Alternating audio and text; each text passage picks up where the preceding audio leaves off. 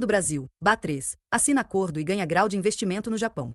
O BB tem agências em Tóquio, Nagoya e Hamamatsu, além de um serviço itinerante, o BB Móvel. Estado.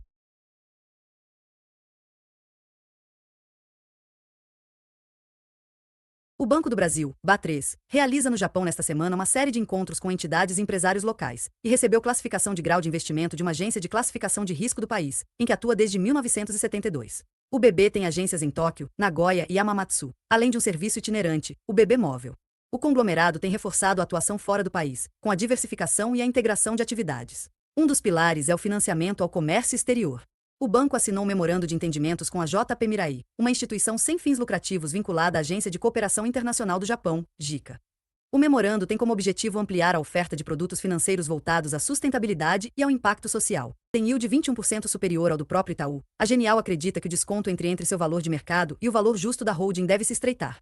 Um dos destaques é o Donation Time Deposit, produto voltado a investidores que buscam fomentar práticas ESG, sigla em inglês para boas práticas ambientais, sociais e de governança, enquanto recebem juros sobre seus investimentos. O memorando foi assinado durante o Fórum Econômico Brasil-Japão, realizado no país e que contou com uma comitiva do banco, liderada pela presidente, Tarciana Medeiros. O BB se juntou a cerca de 500 empresários e líderes do setor financeiro para discutir oportunidades de cooperação econômica entre os dois países. O Banco do Brasil tem um compromisso histórico com as pessoas, com as comunidades que atendemos dentro e fora do país. Essa parceria com a JP Mirai reforça nosso propósito de apoiar, com responsabilidade e inclusão, a comunidade japonesa e os brasileiros que vivem no Japão, oferecendo soluções financeiras sustentáveis e acessíveis. Eletrobras, ELE6, faz proposta para a incorporação da Eletropar, LIPR3. Assunto será deliberado na Assembleia Geral Extraordinária, AGE, marcada para o dia 29 de abril de 2025. March 28, 2025, 10:40.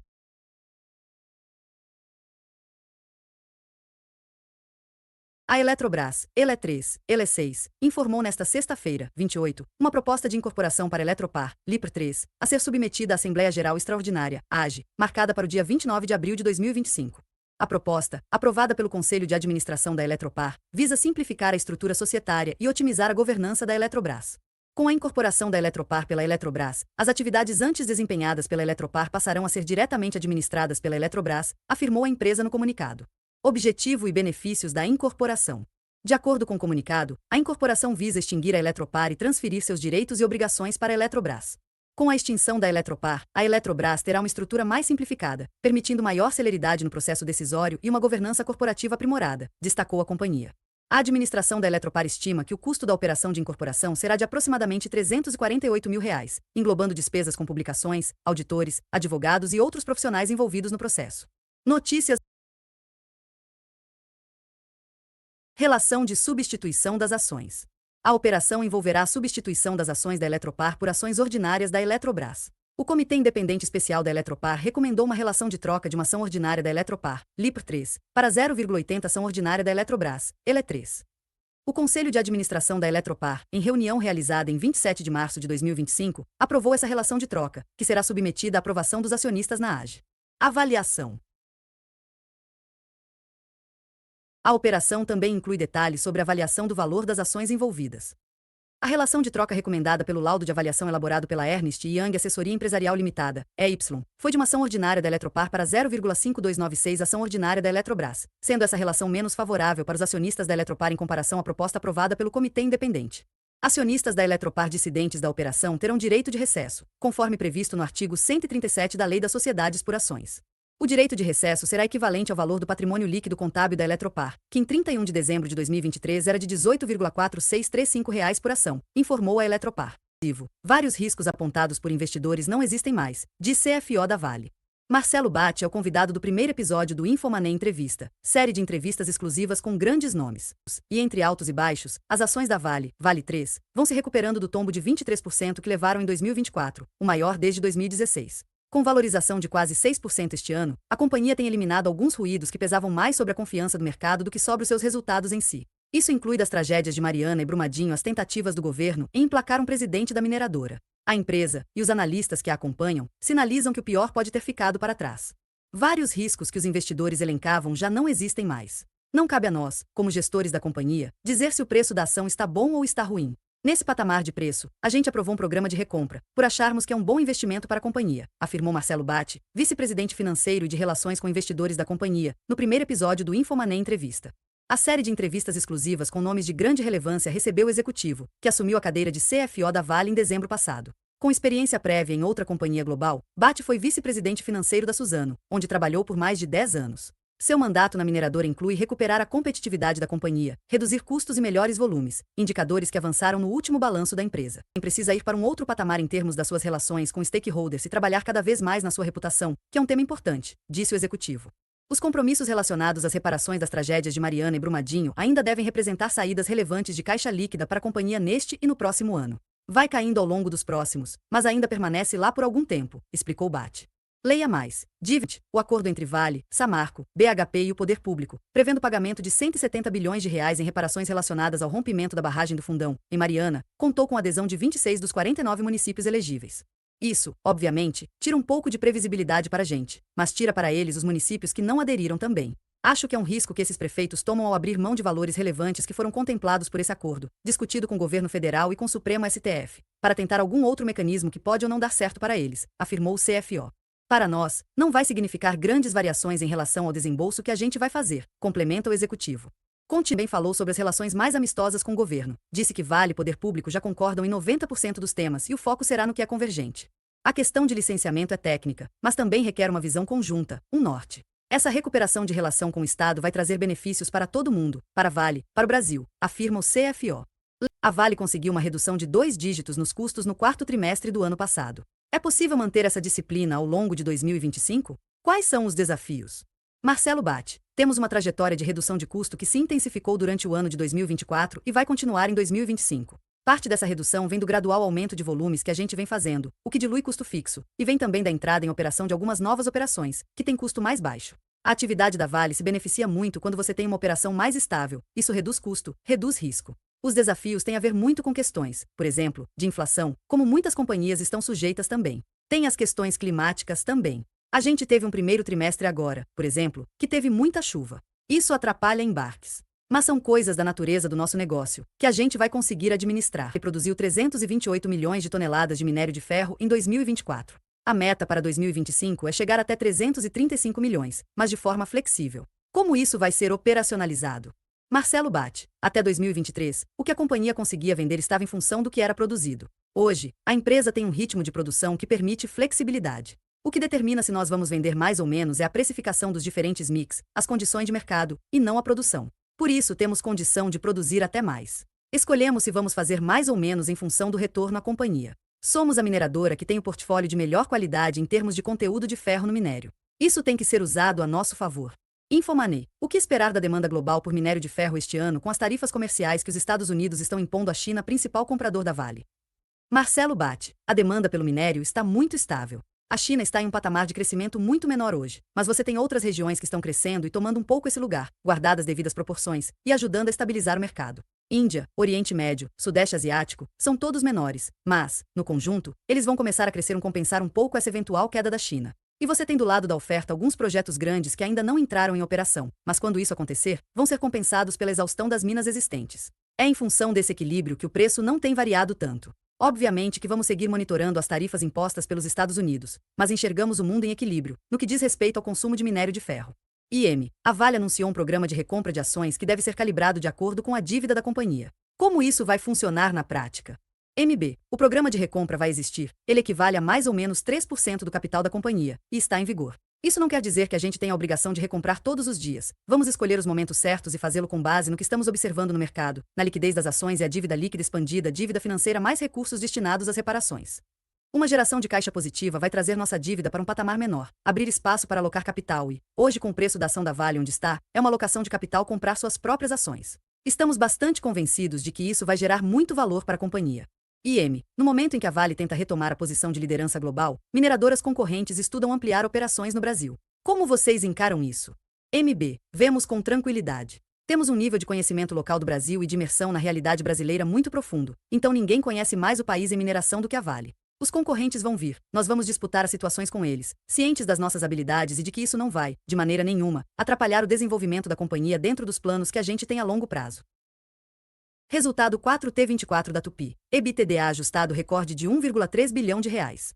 Resultado 4T24 da Tupi revela maior EBITDA da história e geração de caixa operacional robusta, apesar da queda no lucro líquido. O resultado 4T24 da Tupy revelou um desempenho operacional sólido, mesmo diante de um cenário desafiador no mercado externo. A companhia alcançou o maior EBITDA ajustado de sua história, de R$ 1,3 bilhão, com margem de 12,1%, acima dos 11,1% de 2023. A geração de caixa operacional também foi a maior já registrada pela empresa, somando R$ 1,4 bilhão no acumulado de 2024.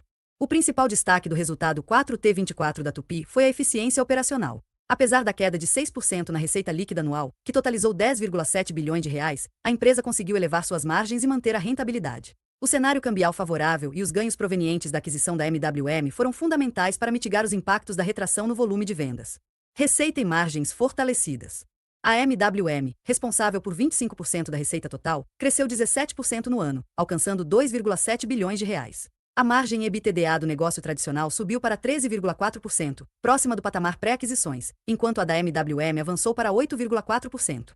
A Tupy enfrentou queda de demanda no mercado externo por veículos comerciais e aplicações off-road, mas compensou isso com foco em serviços, otimização de produção e estrutura mais enxuta. Essa estratégia permitiu elevar a margem mesmo com redução de volumes. Sinal de alerta no lucro líquido e impairment. Apesar do avanço operacional, o resultado 4T24 da Tupy foi negativamente impactado por fatores contábeis. O lucro líquido do ano caiu 84% em relação a 2023, totalizando R$ 82 milhões. No quarto trimestre, houve prejuízo de R$ 98 milhões, reflexo de impairment de R$ 250 milhões e perdas com RED de R$ 178 milhões, ambos sem efeito caixa. A companhia reforça que tais ajustes fazem parte de um plano estratégico para realocar a produção em unidades mais eficientes, com potencial de gerar economia anual superior a R$ 150 milhões. Geração de caixa e alocação de capital. Um dos pontos fortes do resultado 4T24 da Tupy foi a geração de caixa. No último trimestre do ano, o fluxo operacional foi de R$ 592 milhões, 34% superior ao mesmo período de 2023. No acumulado de 2024, o fluxo totalizou R$ 1,35 bilhão. Com esse desempenho, a Tupy distribuiu R$ 190 milhões em juros sobre capital próprio e recompra de ações no valor de R$ 173 milhões, demonstrando compromisso com retorno ao acionista. Perspectivas para 2025 e novo ciclo de crescimento.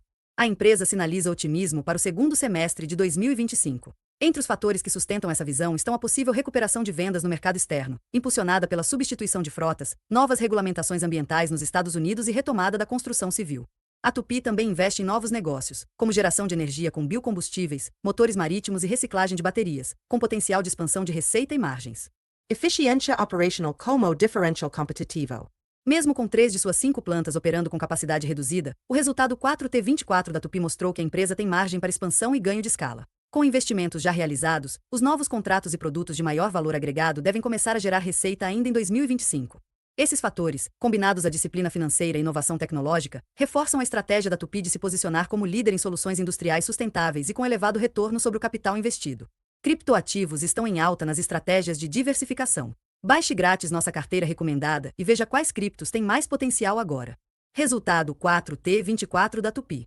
O resultado 4T24 da Tupy confirma a resiliência e eficiência da empresa, que mesmo diante de retrações pontuais em vendas, entregou recorde de geração de caixa e maior EBITDA da sua história.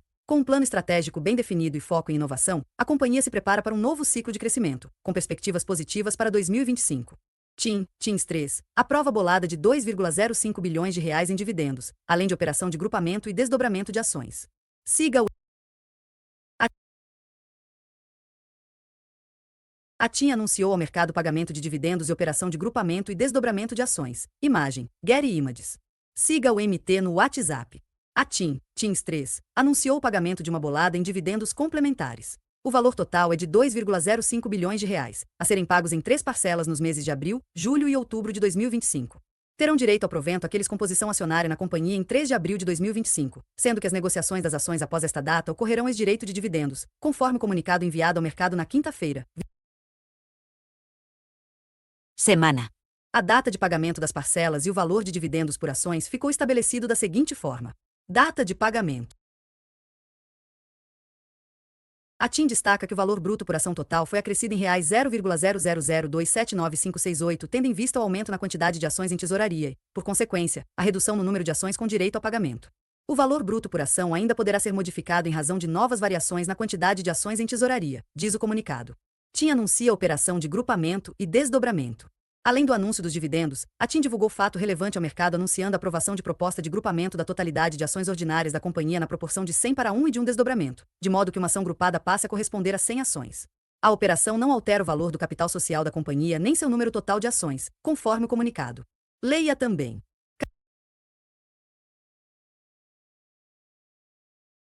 Vale lembrar que o grupamento de ações é um caminho utilizado para elevar o valor de uma ação, consolidando o número de ações existentes em um número menor, resultando assim em um aumento proporcional no valor de cada uma. Também conhecido como split, o desdobramento de ações eleva a quantidade de ações em circulação, resultando na divisão do preço das ações na mesma proporção do desdobramento, configurando uma estratégia para ajustar o preço das ações e elevar a acessibilidade e atratividade no mercado. A TIM aponta 6 objetivos para a operação, sendo eles: aumentar a liquidez nas negociações com ações de emissão da companhia, incrementando a quantidade de ações efetivamente negociadas. Diminuir as despesas operacionais e administrativas resultantes da estrutura acionária atual da companhia. Proporcionar maior eficiência na gestão de sua base acionária. Proporcionar maior eficiência na distribuição de proventos. Incrementar a eficiência dos sistemas de registro de ações escriturais e de custódia. Melhorar a prestação de informações aos acionistas. Tupi fecha negócios de 250 milhões de reais com montadoras em meio à disputa por controle.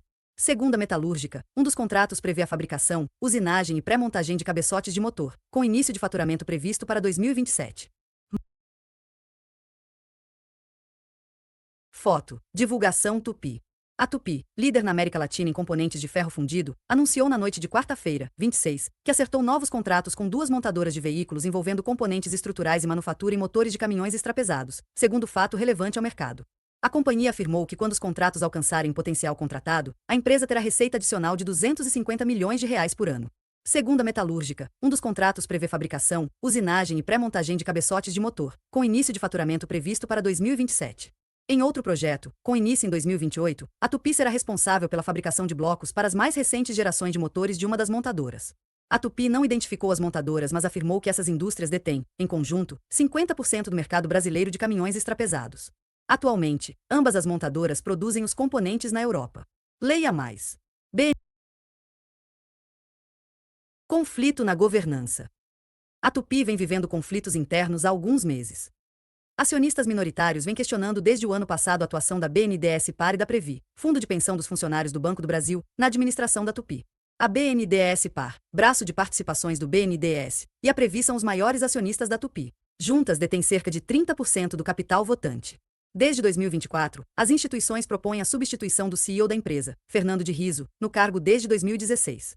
A justificativa para a mudança seria uma renovação na governança, mas alguns acionistas viram o movimento como interferência política, já que BNDES Par é controlado pelo governo federal. Na semana passada, no dia 18 de março, a Tupi confirmou, também em fato relevante, que considerando que em 30 de abril de 2025 se encerra o mandato dos atuais membros da diretoria estatutária, o Conselho conduzirá, assim como faz a cada 3 anos, prazo do mandato, processo de avaliação da diretoria estatutária da companhia quanto à eleição dos seus membros. Foto. Divulgação Tupi. Ainda segundo a nota, a presidente do Conselho de Administração e a Secretaria de Governança Corporativa receberam da BNDES Par a sugestão de avaliar como potencial candidato à eventual sucessão do diretor-presidente, o senhor Rafael Esmeraldo Lucchesi Ramaciotti. Em uma segunda nota, publicada no dia seguinte, a companhia informou que os membros do Conselho de Administração, eleitos pelas Assembleias Gerais Ordinária e Extraordinária realizada em 28 de abril de 2023 e Extraordinária realizada em 30 de novembro de 2023, cumprem mandato até 30 de abril de 2025. Fundos como a Dinamo, Quineia e outros acionistas minoritários criticam a proposta, argumentando que a Tupi tem desempenho sólido sob riso, como registro de lucro crescente em 2023 e expansão internacional. Além disso, alegam que a troca pode desestabilizar a estratégia da empresa em um momento crítico que, atualmente, trabalha na expansão no México e com projetos de transição energética. Em agosto de 2024, a empresa Tupi destacou-se pela representação em conselhos de administração, conforme gestão estratégica da Trígono Capital, que possui direito de representação em 26 cadeiras, incluindo a Tupi, mostrando a profissionalização e relevância estratégica dos conselhos para investidores. Quer ficar por dentro de tudo o que acontece no mercado financeiro? Acesse agora nossos relatórios exclusivos. Basta clicar no link abaixo e entrar no nosso canal exclusivo do Telegram. Acesse também o Radar Econômico completo em PDF para baixar com análises micro e macroeconômicas, setorial e tudo sobre os investimentos na área de assinantes. Aviso important. Este relatório é apenas uma amostra do nosso Radar Econômico, que disponibilizamos diariamente para nossos assinantes.